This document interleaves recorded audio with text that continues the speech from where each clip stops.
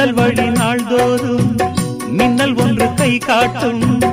அம்மம்மா என்னைத்தான் ஆசைகளில் நீராட்டும். எனக்கும் உனக்கும் இருக்கும் நெருக்கம் இளமை தொடங்கி முதுமை வரைக்கும்.